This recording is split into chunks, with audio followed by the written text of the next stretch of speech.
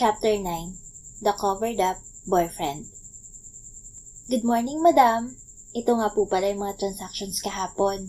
And this one, pinatong niya sa tuktok ng bundok na documents ang ilang pahina ng papel. Need ng sign mo para sa replenishment ng petty cash fund. Ang dami Biro ko nang makaupo sa swivel chair. Maaga akong pumasok ng kumpanya. Sinadya ko para hindi maglandas ang kaluluwa namin ni Gade sa elevator. I don't have any meetings with him today. Therefore, no chance for us to see each other. Para naman mabawas-bawasan yung ganda mo, madam. Masyado kang gorgeous para maging CFO. Para ka pang ang asawa ng CEO. Nasamid ako sa sariling laway. Nanlaki ang mata ni Shara at aligagang kinuha ang tumbler ko. Uminom ako ng tubig at mabilis siyang hinampas. Dahan-dahan ka nga sa pinagsasabi mo. Asawa ka riyan. Maya ka nga kay Gade, baka mamaya may asawa yung tao. Oy, first name basis. Sinundot niya ang pisngi ko at pinaningkitan ko siya ng mata. Tatawa-tawa ito nang lakad palapit sa pinto. Wala pang asawa si Gade. Reto na lang kaya kita. Enough with joke, Shara. Bulalas ko. Nagkulong ako sa opisina buong umaga at nag-grab food para sa lunch. Staying in the office the whole day gave benefits as I finished almost half of the documents that Shara delivered in the morning. I sank deeper in my thoughts when afternoon came. I wondered if I leave this company for the sake of my relationship with Maddox. I'm scared that it might stain our friendship. He's worth more than these huge salaries na natatanggap ko. Yet, destiny joined the game and gave me reasons to stay. Timing din kasing nag-ibang bansa si Gade for business purposes. And as one of the highest positions in the company, I was tasked to shoulder all the burdens at nawalan nga ng oras mag-isip tungkol sa ganyang bagay. Fresh na fresh yung madam. Sino date natin? Pangungulit ni Shara nang magkasabay kami ulit pumasok ng MC. Ilang buwan nang lumipas at naging magandang mga araw na yun. Hindi gaanong nagpapansin si Gade, though nagkikita kami but di na naulit ang ganong pangyayari sa amin. Sarili ko, it's payday. Kinindatan ko siya bago tuluyang pumasok ng office. I placed my coat in the coat rack and my day started. Same routine, different transactions. I barely got out of my office because of the paperwork that I need to finish on time. I have to record immediately all the transactions that we did today. I allocated new budget for one of Gade's new franchise. I decided to eat lunch in Ashley's restaurant. Kaibigan! Hair tight hagwa kami. Naligaw ka yata. Ba't ka nandito? Tinanggal ko ang shades na suot-suot at idinispay yun sa ulo. Naupo ako sa upuang nilaan niya para sa akin. Bago ako nakapasok, namataan kong nag-iikot-ikot si Ashley sa table ng mga customer at nakikipag-usap tungkol sa serbisyo nila. Mukhang magagandang feedback naman ang natanggap nito dahil sa lapad ng kanyang ngiti habang tumatango sa pinagsasabi ng customer. Makikikain. I tease. Kakain, Arajen. Kakain. Magkaiba ang makikikain sa kakain. My God, magbayad ka. Sweldo mo ngayon, aba?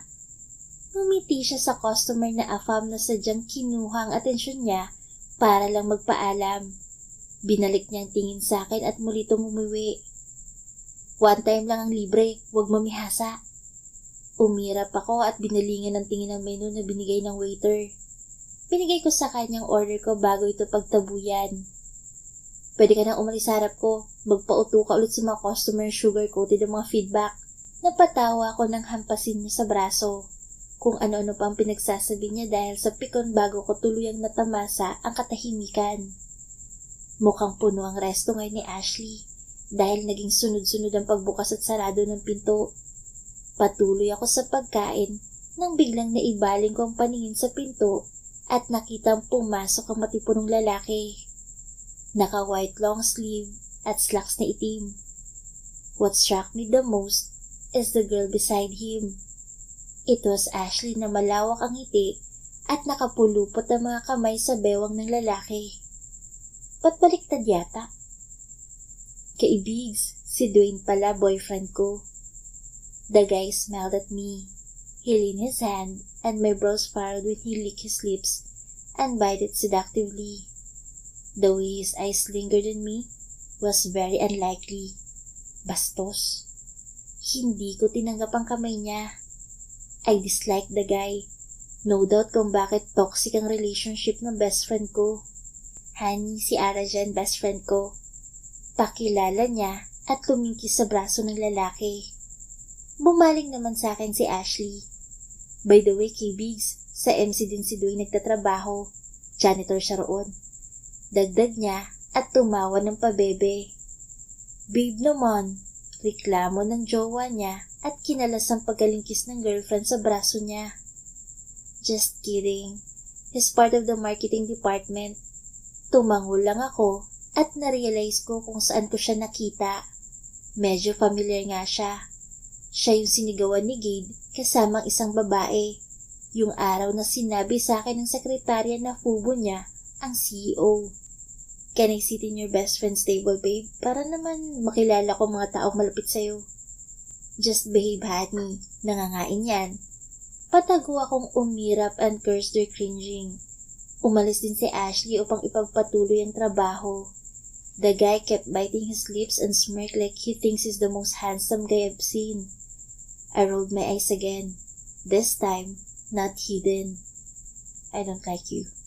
Panimula ko. Ako din. Agad akong napataas ng tingin sa kanya. What I mean for my best friend, I don't like you. Alam ko. Napangisi ito ng mas maloko at mas nilagkitan ng tingin. Sa pagkabanas ko, tumayo ako at nagpaalam kay Ashley. I left 1,000 bill in the counter area and left irritated. May I ask for your name, Miss Secretary? Biglang natarantang sekretarya nang makita ko sa harapan niya. It's a brand new day and I came here straight away. Why? Kinakabahan niyang tanong. Are you okay? You look scared. I tapped my fingers on her table while waiting. None of your business, Miss E. I know it's supposed to sound rude but the sorrow in her voice tingled my ears. I'm sorry for that. I'll just get your name then. Ilang buwan na ako but I still didn't know your name and that's the rude one. I bitterly laughed. Okay lang, Miss E. CEO nga hindi kilala sarili niyang sekretary. But if you insist, it's Lovelyn Cominguez. Mapakla siyang tumawa. Inayos niya mga papel na nagkalat sa mesa at kumunot ang noo ko nang mapansing nilalagay niya sa box ang mga personal na gamit. Lahat ng pag-aari niya ay isa-isa niyang nilagay ng maayos at iniwan ang gamit ng kumpanya. It's not my business to intervene so I did not bother to ask and ensued my intention. Miss Cominguez, can you please give this hard copy to Mr. Montreal and inform him that I'll need his feedback ASAP? She seems sad and I'm concerned about her. Aaminin kong medyo uminit ang ulo ko nung masaksihan ko ang pag-iinit nila ng CEO. But it didn't last long. Binaliwala ko yun pagkatapos mapagtanto na wala akong karapatang magalit o kahit man lang mainis. They have their own lives and it's up to them how they will live it. Magsasalita na sana si Miss Cominguez nang biglang bumukas ang pinto ng CEO. Mr. Montreal? Bigla siyang napatayo at lumandas ang takot sa boses nito. Ba't nandito ka pa? Di ba tinanggal na kita? Agad akong napalingon kay Gade na seryoso namang nakatingin sa sekretarya niya. Sir, sorry but please don't fire me. Nag-umpisang umiyak si Miss Cominguez. Hey, what's this? Why fire her first thing in the morning? Gade's stoic face shifted to me. Tumagal na naman ang titig niya bago ibukang bibig. Follow me. Utos niya at nilampasan ako. Pumasok si Gade sa conference room. Binalik ang titig ng sekretarya na patuloy sa pag-iyak. Don't worry, I'll talk to him. Pumasok ako sa conference room at nadatnan siyang nakaupo sa pangalawang swivel chair mula sa whiteboard. Taas na akong naglakad papasok at pumwesto sa harap. "Start your presentation." Bungad niya. "I only have the hard copy, Mr. Montreal." Sinalubong ko ang titig niya. "I guess it's not that necessary to present since you already approved it before. I just need your signature again." "But I want you to present it, Miss CFO. I'm the CEO and still higher than you. Now do it." Sagot niya na nagpainit ng ulo ko. Sinamaan ko siya ng tingin at hinagi sa harap niya ang hard copy. I explained about the cost management na mangyayari sa mga idinagnag na produkto ng kumpanya. I don't even know if he's listening dahil nasa akin lang ang titig nito. Hindi man lang binalingan ng tingin ang printed copy na nasa mesa. I solved the budget formulation on the whiteboard at lumalapit sa kanya tuwing bubuklatin sa sunod na pahina ang papel. May time din na napapayuko ako sa harapan nito dahil kailangang sulatan mismong bond paper. Tumikim ako nang ma-intimidate sa paraan ng titig ni Gade. Hindi ko maintindihan. Matatapos na lang ang presentation ko nang hindi nagbabago ang paraan ng pagtitig niya. Nakahilig sa armrest ang siko nito at pinaglalaroan ng kanyang labi. Before I closed the meeting, I asked his purpose for firing her secretary. "None of your business." Sagot niya at umayos ng upo. "Wala ka na ba talagang puso? She's begging not to be fired out. What if may pamilya siyang binubuhay at breadwinner?" "That's none of your business, Arajen. I don't need lame people in my company." Ani niya at naglakad papunta sa pinto. "Ang sama mo na, Gade. Hindi na kita kilala. Kung patuloy ka sa pagtatanggal ng mga tauhan mo nang walang maayos na dahilan." I took a deep breath at inis na nagsalita. "Then it's better for me to leave this abyss too." Napatigil siya sa pagbukas ng pinto at nakataas ang kilay ng binalik sa akin ng tingin. There's no humor in his eyes. I was already astounded to his untamable expression, but the thing that struck me the most was his final statement before he stormed out. "Really? Then leave." Aniya at tuluyang lumabas. Chapter 10. Double Cross. "Nakakaurat ugali mo, Gade. Akala mo kung sino ka, ah." Sigaw ko sa kakalabas lang na CEO. Gigil kong niligpit ang mga gamit ko. I composed myself inside the room before I exited. I found Miss Cominguez with her clean table and seemed to be waiting for someone. I failed her. I failed again as a human. "Thank you, Miss Evangelista." Malungkot ngunit may ngiti sa labing sabi niya. "Hindi mo kailangang umalis. We can talk to Mr. Montreal together. We can still convince him." Hinawakan ko ang kamay niyang nagsi-zipper ng laptop bag. "Miss E, ayoko rin namang umalis pero di naman tayo ang CEO." Mapait siyang tumawa at sinukpit ang bag sa balikat. "I have to go, Miss E. Huwag mo na lang pilitin ng CEO. And by the way, may bisita siya ngayon. Better not to interrupt." Nang lulumo ko siyang tinignan hanggang makasakay ito sa elevator. Binaling ko ang tingin sa pinto ng opisina ni Gade. Muli akong pumasok doon nang walang pasabi dahil hindi niya pinirmahan ang spare documents na dala ko. Ngunit napalundag ako sa kinatatayuan nang matagpuan siya na may kahalikan na namang babae. Ang mga kamay nito ay nasa hita ng impakta habang nakakandong sa kanya sa swivel chair. His eyes were closed as his lips smacked the girl's lips roughly. Nakaririndi sa tengang pag-ungol ng babae kasabay ng pag-indayog niya sa init na pinagsasaluhan nilang dalawa. Hindi ko alam kung anong dapat maramdaman sa mga oras na to. Napalundag ako sa pwesto nang lumipat ang tingin ni Gade sa akin. It's still full of lust. Sa akin to nakatingin habang malagkit na nakikipaghalikan sa babae. Disheveled hair, masyadong maluwag na ang pulang necktie at nakabukas ang ilang botones ng kanyang long sleeve. Nag-umpisang lumakbay ang halik ng haliparot sa leeg ni Gade. Ang kamay nito ay kung saan-saan na rin nakakapunta. Nakaawang ang labi ng lalaki at nasa akin pa rin ang tingin. Laking pasalamat ko nang walang malay na nakagalaw ang mga pakot humarap pabalik sa pinto. Aktong palabas ako nang magsalita si Gade. "What brought you here, Miss Evangelista?" Natulala ako sa pinto at hindi agad nakapagsalita. Dinig kong pinatigil niyang babae sa ginagawa at itinaboy. Masamang tingin ang natanggap ko sa babae bago siya tuluyang lumabas. Binalik ko ang tingin kay Gade at nilunok ang bagay na kanina pa nakabara sa lalamunan ko.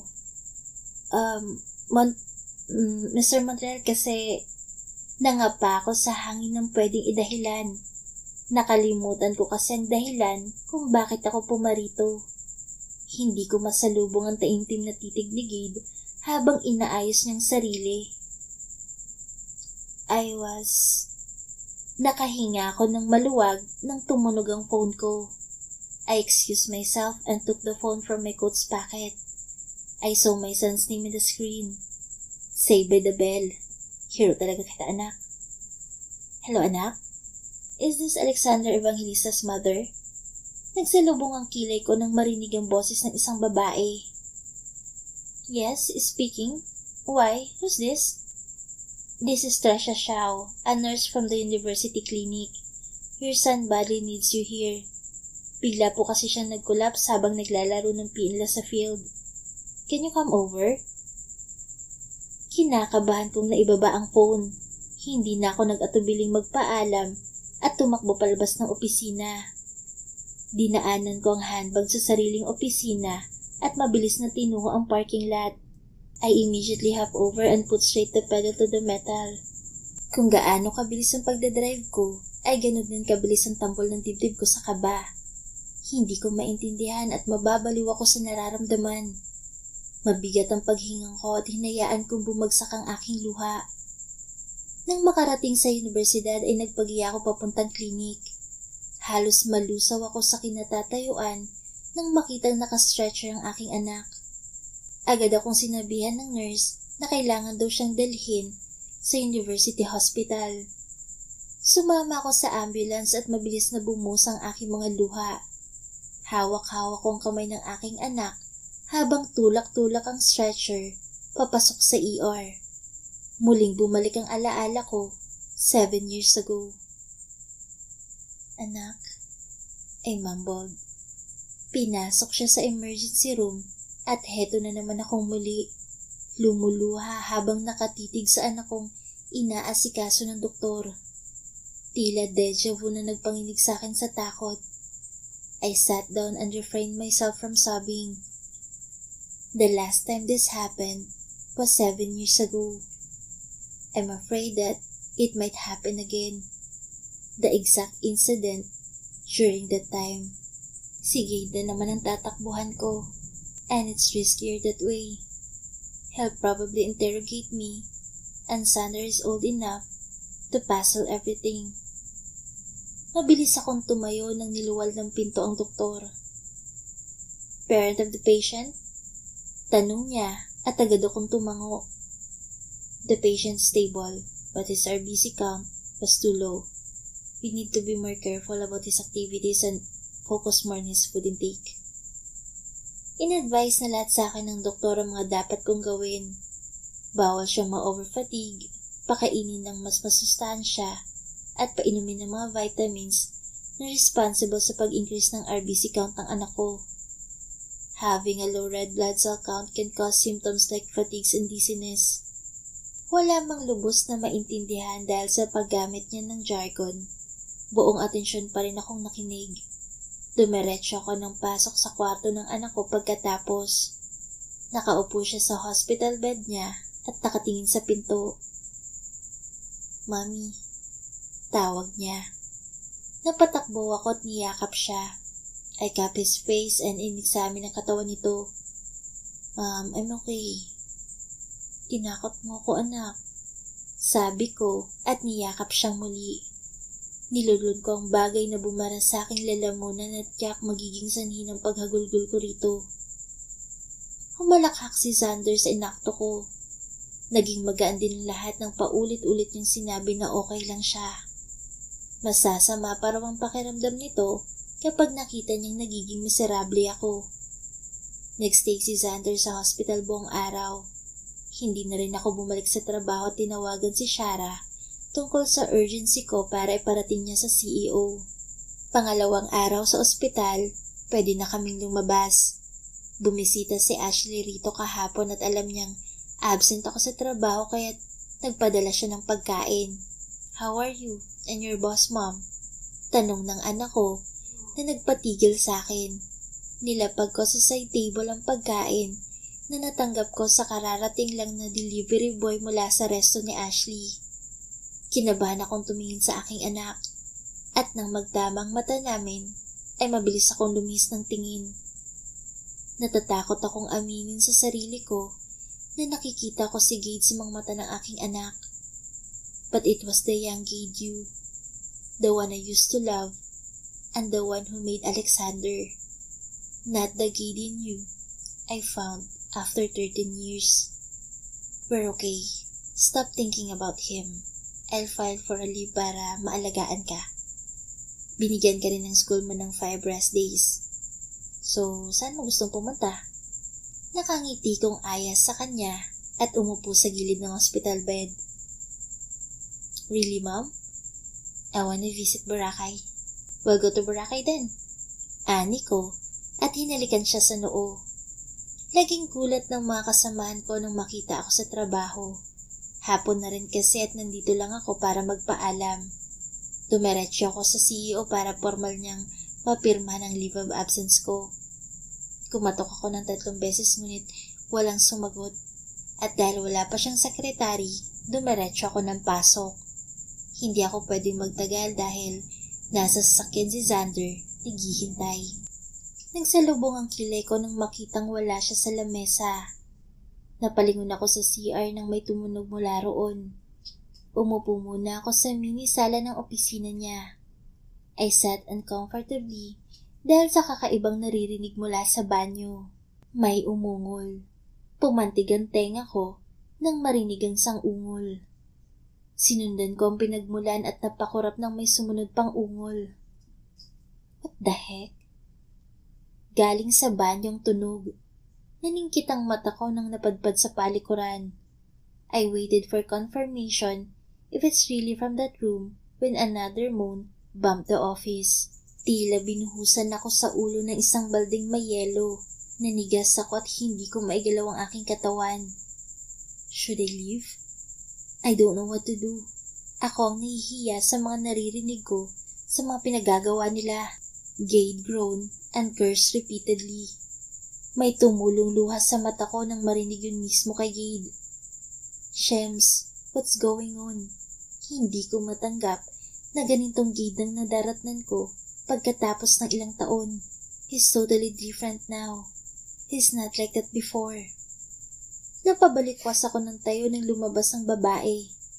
Laglag ang pangako nang makita siya.